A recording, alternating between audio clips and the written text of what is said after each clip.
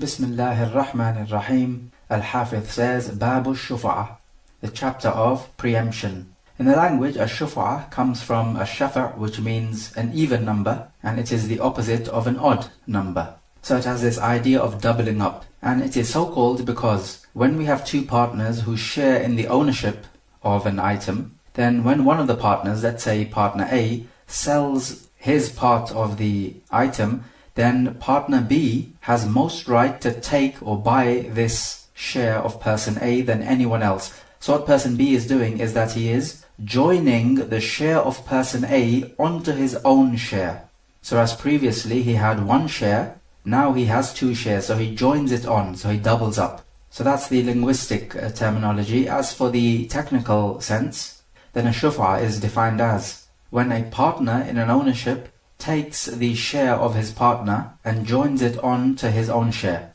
When his partner is giving away his own share through his own choice. So upon this, if person A and B share in the ownership of a house, 50% each, half each. Person A wants to sell his part of the house. He sells it to person C. Now what person B can do is a shuf'ah, which means to say that he can take this share from person C and give person C the money. And person C is not allowed to say, no, I bought this share, so I have most right to it. We say, no, the Sharia has given the right to person B to take this share. So person B gives person C the money, and he takes the share of person A. What if person A gives his share not as a trade, but as a gift to person C? Some ulama say that a shuf'ah does not apply here because person A is not selling his share, rather he's giving it as a gift. And if he gives it as a gift to person C, then person B, who is the partner of person A, is not allowed to take this share from person C. However, we say the correct opinion is that person B still is allowed to take this share from person C, because the reason why a shuf'ah is in place and is legislated and permissible is to remove any harm which comes on the partner. Because it could be that if person C takes ownership of this share, then person C may not get along very well with person B, and person C may harm person B. So a shuf'ah is in place to protect the rights of person B and to avoid any harm on person B. So a shuf'ah is there to take care of the rights of person B. So we say whenever person A is giving away his share of the house or the land or whatever they're owning out of his own goodwill and through his own choice, then person B has the right of a shuf'ah, which is to take that share forcefully and join it on to his own share. But in a case where person A dies and his share of the house goes to his inheritors, do we say that person B has the right to take this share of person A away from the inheritors of person A? The answer is no, because even though we've had a transferal of ownership from person A to other people who are the inheritors of person A, but this transferal of ownership did not happen through person A's own choice. It happened automatically because as soon as person A dies, we have a transferal of ownership because of the inheritance. So in this case now, person B does not have the right to take away the share of person A from the inheritors of person A, because person A did not give away the share through his own choice. What about this case? Person A kills another person intentionally without due right, and the relatives of the killed want person A to give a blood money, and person A says, okay, I'll give you my share of the house. Now in this case, does person B have the right to take this share of person A and join it onto his own share? So what he'll do is that he'll pay the relatives of the killed person money to take this share of person A's house, and he joins it onto his own share. Some scholars say no, he does not have the right, because in this case, person A is not selling his share of the house. Rather, he's giving his share of the house as a means to escape being executed. Because remember, he killed somebody without due right intentionally. So if he wants to escape being executed, then he needs to give his share of the house to the relatives of the killed, and they will let him off. However, the correct opinion is person B still has the right of a shuf'ah. And the reason is because person A is giving away his share of the house through his own choice. And as long as he's giving it away through his own choice, then person B has the right of a shuf'ah. Because the reason is the same. The illah or the justification for a shuf'ah is still present in this case, and it is to protect the rights of person B. So let's take this example. Person A sells his share of the house for £5,000 to person C. Person C says, no, this price is too high, reduce it a bit. So they reduce it to £4,000, and this is the final selling price. So we say now that person B, who is the partner of person A, has the right to pay £4,000 to person C and take the share of the house which previously belonged to person A. So what person B does not do is pay £5,000, which is what person A and C agreed to the first time round, but remember, they reduced the price to £4,000. And the same thing goes if the price was increased. The point is, whatever the final price is, this is what person B will pay person C and take person A's share of the house. What about this case? Person A and B share in the ownership of a house 50-50. Person A gets married and he gives his share of the house as a sadaq or a mahr to his wife. Does person B have the right to take this share away from the wife? So what he'll do, he'll pay the price for person A's share and take the share of person A and join it onto his own share, so he becomes the full owner of the house. Some scholars say no, he's not allowed to do this because person A has not given his share away for money, so he has not sold it, rather he has given it as a mahr. But the correct opinion is that yes, person B does have the right to a shuf'ah, because the illah is the same. It is to defend the rights of person B. So even though the wife of person A has not paid any price, meaning any money, to take the share of the house, person B will give the value of half of this house to the wife of person A, and he will take the share and join it onto his own share and become the full owner of the house. What about this case? We have two women, A and B, who jointly own a piece of land, 50-50. Woman A wants a khula from her husband, and she gives her husband her share of the land which she owns to release herself from the marriage contract. Does woman B have the right to take this half of the land and join it onto her own half?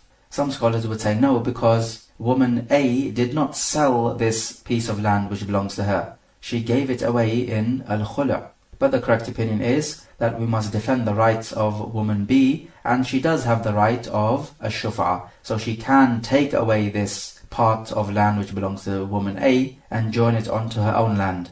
But in this case, of course, she will give the value of the other half of the land to woman A's husband. In the case of the blood money which we mentioned, we said person B does have the right of a shuf'ah, but in this case, what would he give the relatives of the killed? Will he give them the value of the blood money, or will he give them the value of person A's part of the house? We say he will give them the value of person A's part of the house, because this is what he is taking. The ulama say that it is haram for one of the partners to employ a little hila or a trickery to deprive his partner of the right of a shuf'ah. And how is this done? It could be done in a few ways, and from them, person A, let's say, increases the price of his own share of the house, such that person B is discouraged from buying that share. So this is impermissible, and when we find out that he is doing this, then we would have to say that person B does have the right of a shuf'ah, and that it is haram for person A to deprive his partner of the right which the Sharia has granted him. Also, it is not permissible for person A to pretend to give his share of the house as a gift to somebody, because some ulama say that if the share is given as a gift, then there is no shuf'ah. But as we said before, even if it is given as a gift, person B, his partner, still has the right of a shuf'ah. What about if person A says that he's giving his share of the house as a waqf, which is when you keep the actual house, but the benefits of the house, so the people who will use them, goes to other people. So this goes in charity. So the benefits of the house will be generally for the public or whoever he wants the benefit to go to. But even in the case of al-waqf, we say that person B still has the right of a shuf'ah. Remember, as long as person A is giving away this house through his own choice, then his partner has the right of a shuf'ah. Because like we said before, a shuf'ah is there to defend the rights of the partner.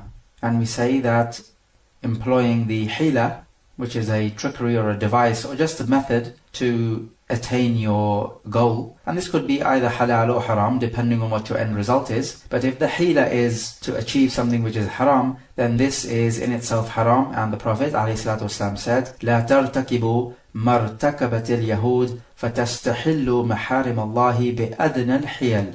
do not commit the same sin which the Yahud committed, because then you will end up making that which is haram into halal using the smallest of devices. So this is where people try to take a ring road around the Sharia and try to make halal what Allah has made haram. And this is the sunnah of the Yahud. And what makes this hila so ugly is that if you commit this hila, you're actually taking Allah Jalla wa Ala for a ride. That you should clearly oppose Allah Jalla wa Ala whilst acknowledging that you are committing haram is better than to try to make the haram into halal.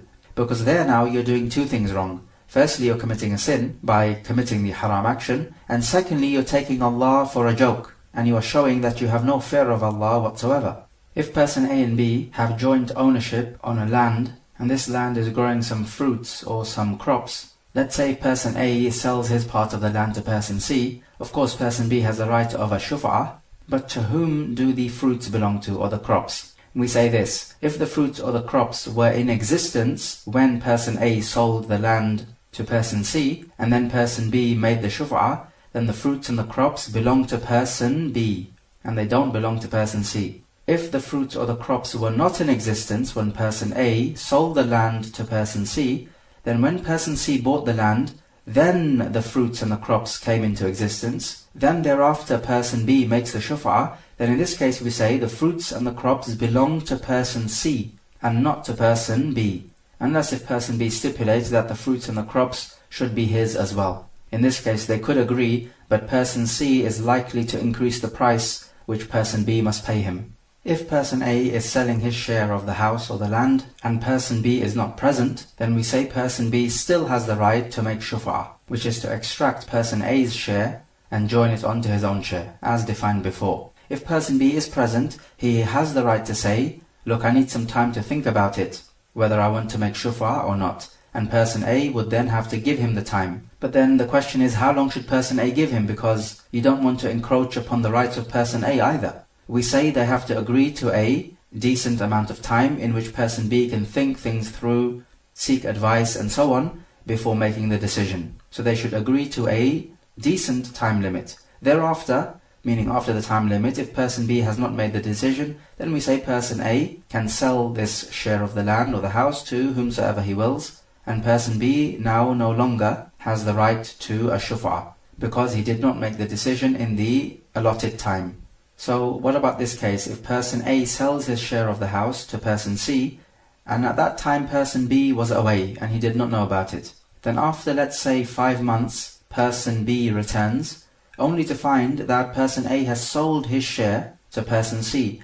Does person B have the right of a shuf'ah? We say yes, he does. Just because 5 months have passed doesn't mean anything, because person B did not know that person A is selling his share of the ownership. What happens if person A is selling his share of the house and he sends a trustworthy person to inform person B that person A is selling his share of the house? So does person B want to make a shuf'ah or not? And person B does not believe this trustworthy person. Person B says, no, I don't believe you. I do not believe what you're saying, that person A is selling his share of the house. In a case like this, does person B have the right of a shuf'ah? The ulama say no, he doesn't, because in this case, person B, he did wrong. He should have believed the trustworthy person. Yes, if this person bringing the news is known to be a fasiq, which is an evildoer, then person B is well within his right not to believe him. But as long as the messenger or the informer is known to be trustworthy, then you must believe him. Allah Jalla wa Ala says, Ya ayyuhalladhina amanu, in ja'akum fasiqun binaba'in fatabayyanu. O you believe, if an evildoer comes to you with news, then make sure about what he is saying. Which basically means that if a good doer and someone who is known for his piety and justice comes to you with news, then you do not need to make sure about what he is saying. So if person B did not believe such a person, then that's his own problem. What about if person A is selling his share of the house, and person B wants to make a shuf'ah, but he does not want to take the whole share which person A is selling? So he says, I don't want to take the whole share, just give me half of the share which you are selling. So we say person B is not allowed to do this. We say to person B, either you buy the whole share which person A is selling, or you don't have anything. Similarly, if we have 3 people who share in the ownership of a land, person A, B and person C. Person A wants to share his third of the land, as they all share 1/3 each. We say in this case that person B and C have the right of a shuf'ah, and they have the right to take this land, and they will share the part of person A's land half-half between themselves, because all of them have equal ownership. But what if person B says, no, I don't want to make a shuf'ah? Then we have person A's land, which is a third of the land, left. We say to person C, either you take the whole third of this land, or you're not allowed to take anything. But person C is not allowed to say, a third of the land for me to buy is too much, let me just buy a sixth of this land, which is a half of a third. As I have enough money for a sixth, but I don't have enough money for the full third. We say to person C, no, either you pay for the whole third, or you don't have anything. What about if the two partners are one Muslim and one kafir? If a Muslim sells his share, does a kafir have the right of a shuf'ah? Some scholars say no, he does not. That if the Muslim partner sells his share of the land to person C, who is also a Muslim, they say that the kafir does not have the right of a shuf'ah, which is to extract this piece of land from person C, who is a Muslim. Because they say that the kafir is not allowed to be on top or higher than the Muslim, such that he can extract this wealth from the Muslim, who is person C in this case. But we say the correct opinion is that the kafir does have the right of a shuf'ah, because the illah or the justification for a shuf'ah is still the same. It is to protect the right of the partner. And this applies to a Muslim and a non-Muslim. So this is the ruling, unless we know that the kafir, in making the shuf'ah, is trying to belittle the Muslim or trying to make kufr above Islam. So if something like this is going on, then the ruler has the right to prevent the kafir from making a shuf'ah. Otherwise, the general ruling is that both the Muslim and the kafir can make a shuf'ah. Hadith 772. وعن جابر بن عبد الله رضي الله عنهما قال قضى رسول الله صلى الله عليه وسلم بالشفعة في كل ما لم يقسم فإذا وقعت الحدود وصرفت الطرق فلا شفعة. متفق عليه واللفظ للبخاري. وفي رواية لمسلم الشفعة في كل شرك في أرض أو ربع أو حائط لا يصلح. وفي لفظ لا يحل أن يبيع حتى يعرض على شريكه. وفي رواية الطحاوي قضى النبي صلى الله عليه وسلم بالشفعة في كل شيء ورجاله ثقات. From Jabir ibn Abdullah, he says that the Prophet gave the order or gave the decree that a shuf'ah applies to everything which has not been divided. But when the boundaries are set and the entrances are different, then there is no shuf'ah. Muttafaqun alayh, and in the wording of Muslim, that a shuf'ah is in everything which is shared, whether it be earth or housing or buildings or a fruit garden, like a garden of date palm trees. And that it is not halal for the partner to sell his share unless he first informs his partner, meaning gives the partner the choice to make a shuf'ah. The majority of the scholars say that a shuf'ah only applies to real estate, which are housing and buildings. And they take the evidence from this hadith. They say that when the boundaries are set and there are different entrances, meaning to get into the building, then there is no shuf'ah. So when the building is separated and split off, so it becomes like two different buildings with the wall dividing in between and the different entrances, then there is no shuf'ah. But the point is that the first part of this hadith is general. It says that the Prophet ordered that shuf'ah is legislated in everything which is not divided. So this would include even land and other things like a car and animals. And this is the correct opinion. We go by the generality. As for the second part of the hadith, which appears to be talking about buildings, we say that the Prophet here is giving an example. And this is not the Prophet specifying that a shuf'ah is only for buildings. And from our rule in Usul al-Fiqh, when we are given a general ruling, and then we have another evidence which mentions this very same ruling for a specific item of the generality, then this does not denote a takhsis or a specification. So, for example, if we say that you are allowed to make tayammum from clean earth, and then we have another evidence which says that the dust has been made purifying for tayammum, then does this mean you're only allowed to make tayammum with dust and not from other materials found on the surface of the earth? We say no. Just because dust has been specifically mentioned does not mean it is the only thing to make tayammum with. So likewise with shuf'ah. Just because in the second part of the hadith the Prophet is talking about buildings, it does not mean this is the only thing on which a shuf'ah runs. Rather, it runs on all things which are not divided. So when it comes to buildings, if the buildings have a wall in between them, just like next door neighbors, and they have two different entrances, just like next door neighbors, then there is no shuf'ah. However, if the building has the same entrance, so it has something in common, then there is shuf'ah, and the partner does have the right to make shuf'ah.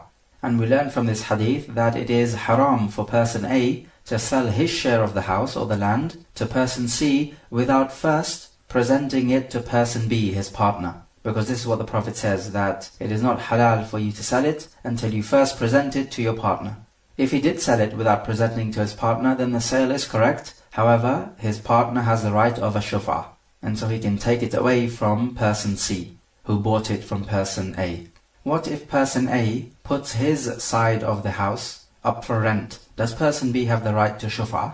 There is a difference of opinion. Some scholars say no, he doesn't, because person A is not transferring the ownership to someone else. Person A still owns his side of the house, it's just that he's putting it up for rent. Other scholars say, but even with a rent, there could still be harm upon person B, even if it is less than if person A was to sell his side of the house. So because there is this harm, then person B does have the right of a shuf'ah. So there are two opinions on this issue.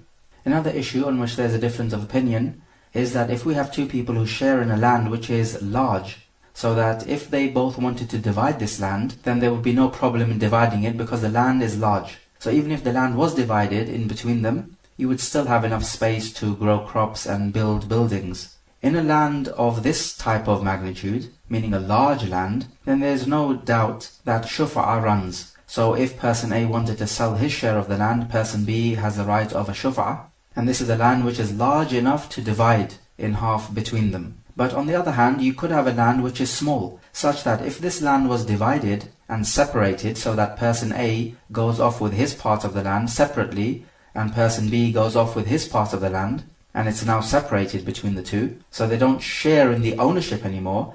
So if this land is so small that you cannot separate it, because if you did separate it, then it wouldn't be large enough to build anything on or to grow anything on. It will be basically useless. So a land of this small size, does a shuf'ah run on this or not? There's a difference of opinion. Some scholars say no, it doesn't. Some say yes, it does. The madhab of Imam Ahmad says no, a shuf'ah does not apply to this small land. And the madhab of Abu Hanifa and Imam Ahmad also in one of his narrations says that a shuf'ah does run on this small land. And in fact, if we just think of it logically, it should be even more so the case that a shuf'ah should run on this small land, because if we have a large land and a new partner comes in, which is person C, and person B does not like him, then they can easily divide this land off. So they both go away with their share of the land, and they're not sharing in the ownership of this land anymore because they've divided it. But when it comes to a small land and a new person would come along, person C, and person C does not get along with person B very well, then it would not be possible to divide this land off. Because if you divided the land, this land then would be no use. So we say in a small piece of land, person B should have even more of a right to make a shuf'ah, so that he can be protected from person C. And this appears to be the better opinion. What about this scenario? Person A sells his share of the land to person C, and person C puts up this land for rent. Some scholars say that this renting out of the land from person C is null and void, because the point is that person B has the right of a shuf'ah, and he can take this land from person C. But we say the correct opinion is that this ijara, or this leasing out contract from person C is correct, but when person B takes hold of the land, so he buys it off person C, then any rent which is coming in from this land, from there on, goes to person B. But the actual ijara, or the leasing out contract, is correct. What about a case if person A and B share in the ownership of a land, person A sells his share to person C, and then person C sells this share on to person D? Does person B have the right to take this land from person D? We say the answer is yes, because the right belongs to him. So he will pay person D the money and take the land which previously belonged to person A. What about this situation if person A and B own a building and they have put this up for rent, and the money is coming in to both of them from the rent, but person A sells his share of the building to person C, and person B does not know about this. So what's happening now is that the rent is coming to person B and C, but person B does not know that C owns the other half of the building. So when person B finds out and he extracts this half of the building from person C by paying him the money and taking the other half of the building, then this rent which had come in to person B and C whilst person B was unaware that person A had sold his share of the building, then this rent belongs to person C, not to person B. And the reason for this is simple enough, because if the building had suffered a loss in this time, then the damage would be upon person C, not upon person B. So if the damage would be upon him, then we say that the benefits of this building should also be for him. Because as the Prophet said, Al-Kharaju bil-Daman, whoever suffers the loss in something also enjoys its benefits, so that the scales are therefore balanced. And it makes no difference whether this benefit from the item is a benefit which is joined onto the item or a benefit which is separated from the item. So in the case of the leasing contract, the benefit was separated from the item itself. So the item is the building, and the benefit from the building is the rent money which is coming in, and that's separate from the building. If the benefit was joined on to the item, let's say a sheep which becomes fatter and hence increases in value, then this benefit also belongs to the buyer. So it would be person C and not person B who is the partner. Let's say if person A sells his share of the building and person B dies before implementing his right of a shuf'ah. What happens then? We say the right goes to the inheritors of person B. And this is the correct opinion on this issue. Because some people say that the right of shuf'ah is now annulled because of the death of person B. But we say no, it is not. Because the inheritors are in following the deceased, their relative who has died. So his rights now become their rights. What happens in a case where there is a dispute? So person C buys the portion of land which person A owns, and person B is the partner of person A. Then person B wants to make a shuf'ah. Then they fall into a dispute. Person C says that this land is worth £1,000, and person B says no, this land is worth £900 only. So in a case like this, when we have no evidence to decide between them, then we would accept the statement of person C. This is the person who bought this piece of land from person A. And the reason why we accept his statement is because he is the one who's going to lose the wealth. Because the wealth is going to be taken from him by person B because of the shuf'ah. And the person who's going to lose the wealth, then his statement is the statement we accept when we have a dispute. So we accept the statement of person C after he takes an oath that this land is worth £1,000. So that person B would have to pay person C £1,000 to take this land. If we have some indications which tell us that one person is correct and the other one is wrong, then we go by these indications. And we don't need to accept anyone's statement, we simply go by the indications which we have. What happens in a case where person A sells his share of the land to person C, and then person B wants to make a shuf'ah? Now person C says to person B, okay, if you want to make shuf'ah, you need to pay me £1,000 because this is how much I bought the land for. But then person A comes along and he says, no, I did not sell you the land for £1,000, I sold it to you for £2,000. Now if person A establishes the evidence that he sold it for £2,000, then we say that person C has to pay person A £2,000. But what about person B? Person B will say, yes, but I can take the land for £1,000 because this is what I agreed with person C. So in this case, do we say that person C has to pay person A £2,000 and person B pays person C £1,000 and takes the land from him? Clearly in this case, person C is making a £1,000 loss. We say in a case like this, if person C says that he genuinely made a mistake and that the land was worth £2,000 and he mistakenly thought it to be worth £1,000, which is what he demanded from person B, and person C is known to be a man of truth in the community, then in a case like this we would accept the statement of person C and we would tell person B, okay, if you want this land, then you have to pay person C £2,000. What happens in a case if person A says that I sold my share of the land to person C, and person C says, no, you did not sell it to me? Now person B wants to make a shuf'ah.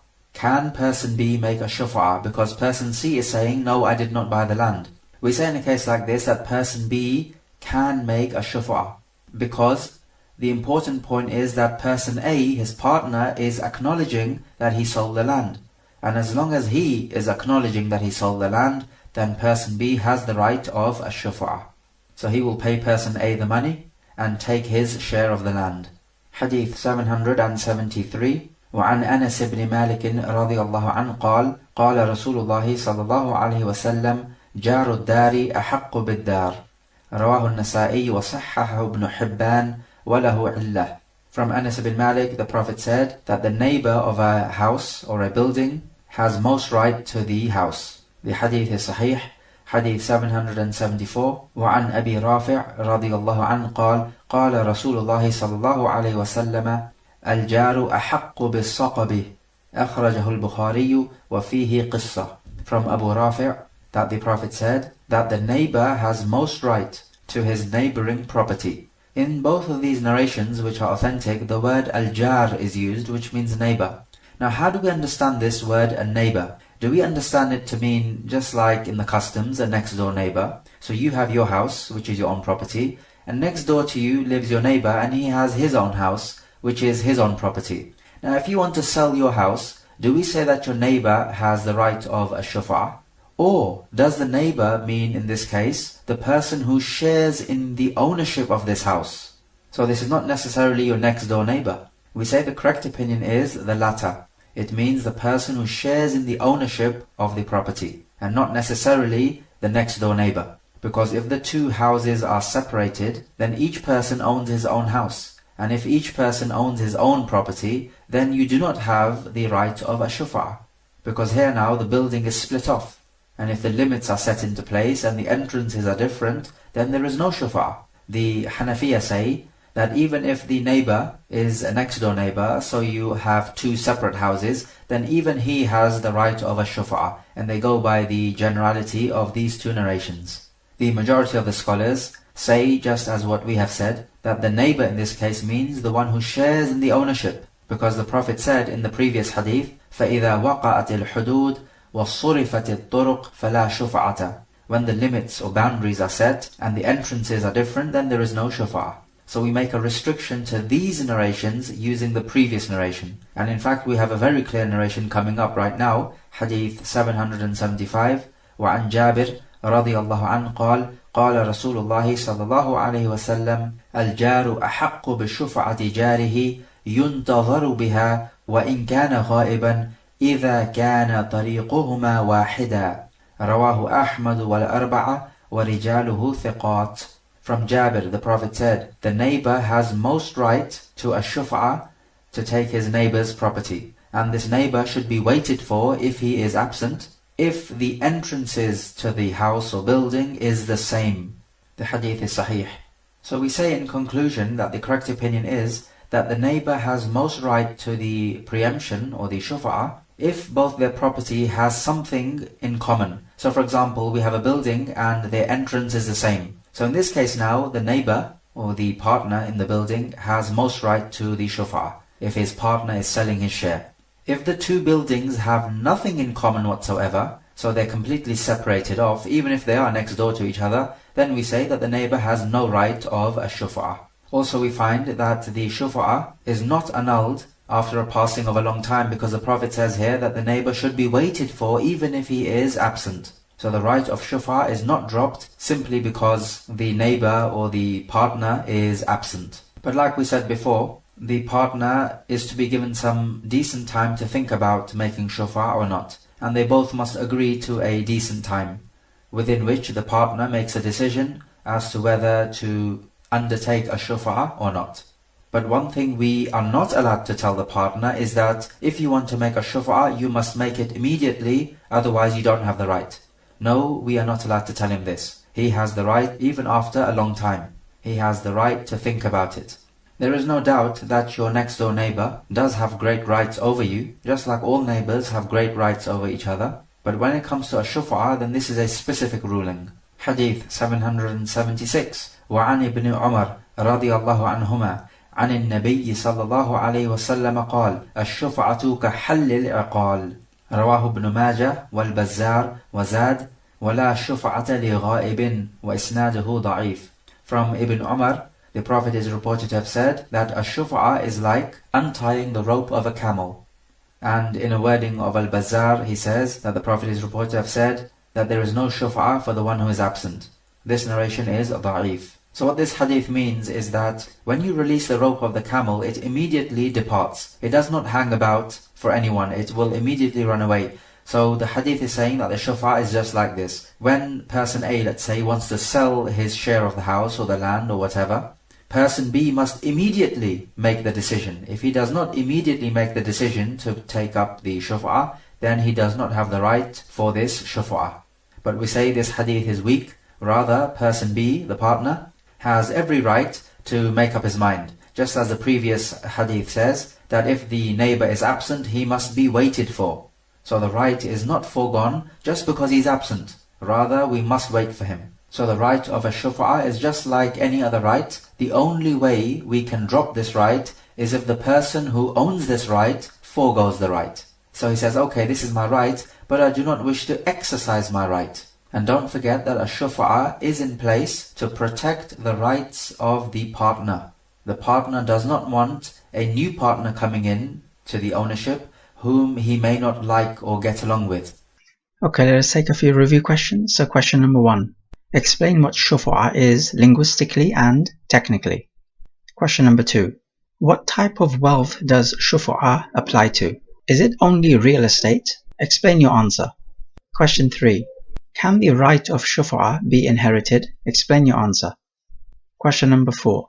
We came across the hadith which says that the right of the shuf'ah is like untying the rope of a camel. In other words, you need to exercise your right immediately, otherwise you lose it. What is the response to this hadith and its ruling? Question number 5. We came across a couple of narrations which talk about the neighbor having a right to shuf'ah. Explain this narration so that it may be understood properly.